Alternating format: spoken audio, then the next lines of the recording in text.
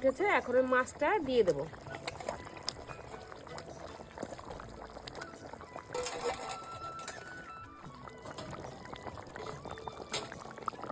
মাছের ঝোলটা এখন হয়ে গেছে, বৌমাকে এখন আমি ডাক দেবো।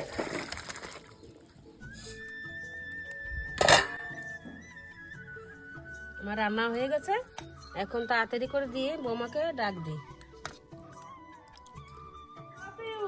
খেয়ে যাও।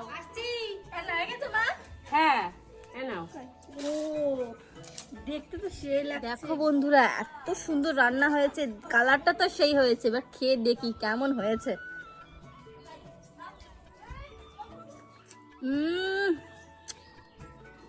দুপুর বেলায় গরম ভাত আর পাতলা মাছের ঝোল, ও সেরা।